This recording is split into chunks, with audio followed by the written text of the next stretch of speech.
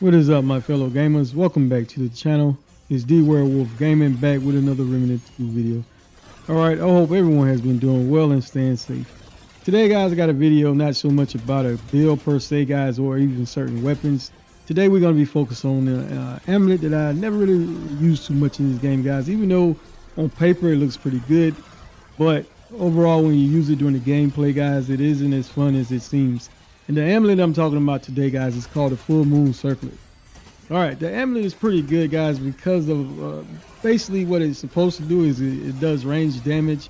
Well, range damage gives you 3% of the base damage dealt as life steal, which that's pretty good, guys, because you know that's help you alive basically.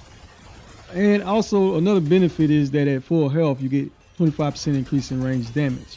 Now, overall, that sounds pretty good, but for those who played this game before, guys, you know, not getting hit can be kind of challenging in this game, especially on the level of difficulty that you're playing on. So you will be losing that benefit quite often, guys, especially if you're new to this game.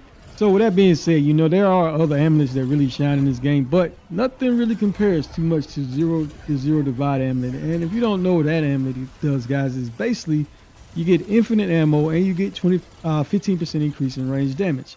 Now, when you compare these two amulets, the biggest thing you will see is that the Full Moon Circlet gives you 25% increase in range damage, which does sound pretty good. But the problem is that you have to be at full health, guys, and so you're gonna be losing that buff on and off. Basically, when you're comparing it to the Zero Divide Amulet, you will have 15% increase in range damage at all times, guys. And if you're watching my gameplay right now, guys, there you will see that I'm constantly having to restock up on ammo. Basically during the middle of a fight. You know, for some people, you know, you don't mind, that's fine, but it can really slow up a fight, and you know, for some situations it can really, you know, be life or death in this game. So with that being said, you know, the Full Moon Circlet amulet seems pretty great, guys. It is good depending on which weapon, you know, what type of build you put it with. Would I really use it over the Zero Divide amulet? Me personally, guys, I don't like dealing with ammo, so no, I wouldn't. But overall, just to get that little increase in damage, it could be beneficial if you do need that bump in damage. And also, you know, given the fact that it does come with that base 3% increase in life steal, is great as well. Now, for those of you new and you do want to obtain this particular amulet, now you have to, it is located in Yasha, guys, and it can be found in the Imperial Gardens. It's in a hidden room below a trap door marked with a gold full moon crest on the door. And it is low, you'll know it when you get there, guys. But keep in mind that it will have to be full moon for you to be able to attain it. So with that being said, I do recommend, if you do want to obtain this particular amulet, guys, that you do there are plenty of guides on how to obtain every item in this game.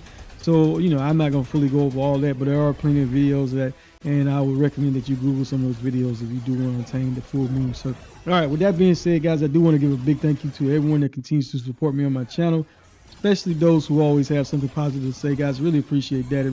And you know, it means a lot. And guys, you know, at the end of the day, playing video games is just fun, guys. And you know, I want to bring the content to those who enjoy games just as much as I do. You know, I do play a lot of variety of content, guys, but you know, a lot of my videos are focused around Remnant 2 because I like games about with having build adversity. And you know, I do try to bring other kind of videos out, guys. But with that being said, if you're new to the channel, you like the content, guys, please feel free to hit that like, share, and subscribe. It does not cost a thing, guys, and also turn the notification bell as well so you can know whenever I do drop a new video. Alright, so I'm going to let you finish watching me fight the rest of these bosses, guys, and then we'll go over the build that I am using today, guys. It isn't anything special. You know, it's basically using the traditional hug setup, guys, and that is using the hunter with the gunslinger. Two of my favorite classes whenever I'm doing any type of ranged build. And also, for those of you, the main weapon, the primary weapon I am using is the Corrupted Savior. But, you know, you don't really need the Corrupted Savior. And I will fight a couple of bosses using the Black Maul Assault Rifle, which is a basic long gun that you get in the very beginning of this game, guys. This to show you that it doesn't matter which long gun you choose with this particular setup here.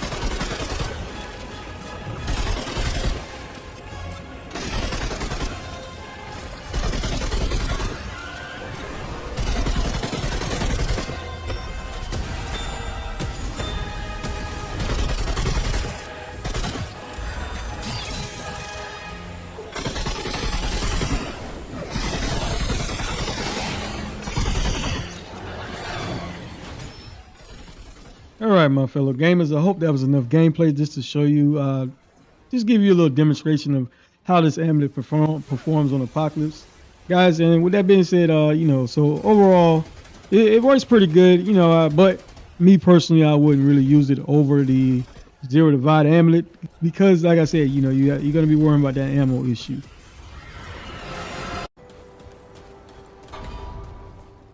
Okay, all right, here's a little demonstration. And for those of you new guys, I always like using those bright bombs, guys, to get you so you can get 10% increase in all damage. But I like to throw that, then pop my skills, especially get the hunter focus up.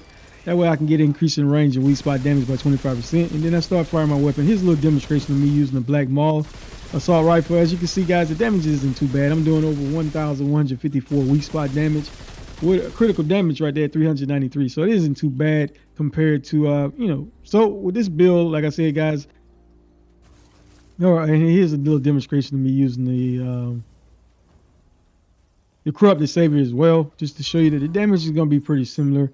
And like I said, the setup's pretty pretty much the same. You want to proc your skill, throw one of your bright bombs, and then let you focus, give it time to aim down sights, and start doing damage. As you can see, look at that. That damage is very close, 1,119 with the Corrupted Savior. So overall, guys, both of these weapons will work on this build.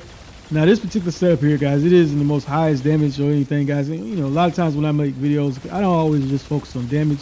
I try to bring balanced builds to the game, guys, to give you a little bit of survivability as well.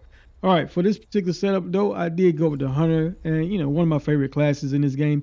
And basically it's called Dead to Right Sharpshooter, and dealing 55 base range of melee weak spot damage extends the duration of any active hunter skill by 3.5 seconds. Guys, taking the relic can extend it as well, but it will diminish over time. All right, the primary thing with the hunter's focus skill is that it reduces weapon spread, recoil, and sway by 50%, and grants 25% range and range weak spot damage. All right, and while focus, guys, and aiming at enemies will automatically apply a mark. Those enemies that are marked will have 10% increase in critical hit chance. All right, the bullet storm, guys, primarily to get that increase in fire rate by 20%, reload speed by 50%, and basically of all ranged weapons. All right, your armor didn't really matter, guys. This is one of my favorite setups here, guys. Let's really like the way the Crimson Guard set looks. And I did use the Trinket Heart, guys, for the passive health regen of 2 per second, and I don't use it doubles all health regeneration.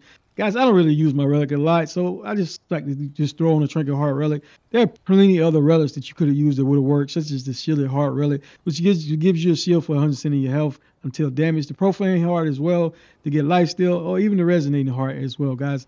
Like I said, there are plenty of other relics if you don't have the Trinket Heart relic. The Savage Heart relic would have worked great as well, and also the Enlarged Heart, which has an increased rate of use whenever you do use that relic. So just use whichever one would have worked best for you in your gameplay. All right, the Corrupted Savior, guys. The biggest thing with this gun is the mod on it is called Fusion Cannon. It basically funnels all current mod charges into a powerful penetrating rail, dealing 345 base damage, which is increased per shot consumed.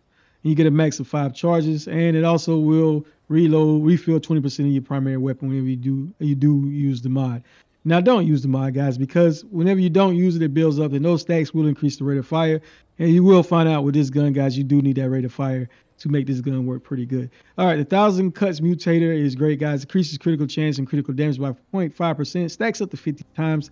And based on the number of stacks, guys, you have an increase in reload speed by 1%. So you can get up to 50% increase in reload speed. All right, guys, and when I was using the Black Maul assault rifle, I did pair it with the corrosive rounds to embed the ammunition with acid and increase range critical chance by 15% for 20 seconds, and also apply corroded, which deals damage of 517.5 damage over 10 seconds.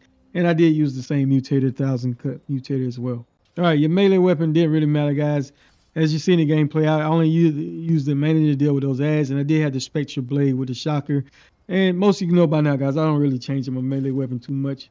All right, and the Corrupted Ruin pistol was just great, guys. Really like using this pistol. The mod is called Death Brand. It applies a Death Brand to all non-allies within 25 meters, increasing incoming damage by 10%. Enemies killed while bearing the Death Brand leave an echo behind, guys, which lasts for 15 seconds and returns to the Nightmare realm. Each echo that you pick up, guys, will increase the weak spot damage dealt by 10%. Lasts for 10 seconds. I did pair this with Faded Wounds, guys, which increase critical chance of this weapon by 3% per unique status effect. And basically at level 10, it increases range, weak spot, and range critical hit chance as well. So that's just great, guys. So, and if you don't know the corroded, what it does is it debuffs the enemies to allow you to do 10% more damage. So you get an increase in weak spot damage and 10% increase in all damage as well. So that's what makes it great. Now, the other gun I was using was the Nebula, guys, and basically the Nebula works pretty good as well. All right, for the first ring I did use was the Burden of the Destroyer. You will lose ideal range by 35%, but get increase in all damage dealt by 15%. And the stages of inspiration, guys, when receiving any form of healing, you gain haste. And haste increases the actions of everything you do. I did use probability core to increase critical damage by 20%. And Xana's Malice, guys, to when you get up to 4 stacks, you will have 20% increase in weak spot damage. All right, like I said, the Full Moon Circlet, you gain 3% of base range damage dealt as lifesteal. And at full health, you will have increased range damage by 25%. All right, guys, and again, the Zero Divide Amulet is you gain infinite ammo and increase in range damage by 15%. Now, this is constant, guys, and like I said, at the end of the day, when you make a range build, I think this amulet is one of the most powerful ones to use, and I would recommend the Zero Divide over most of the range-based amulets in this game. All right, guys, so let's look at the traits. And also, before we look at the traits, I do want to point out, guys, now, the Bloodless King Vial Ring would have worked great as well if you do need that lifesteal. You gain 4% of base range damage dealt as lifesteal. So, you know, if you want to use the Zero Divide and still get a little bit of lifesteal, this was a different setup that you could use right here. And it works pretty good, you know, and the damage is very similar. Let me do a little demonstration for you right now at the range. This is to show you won't really be missing out much on damage as well.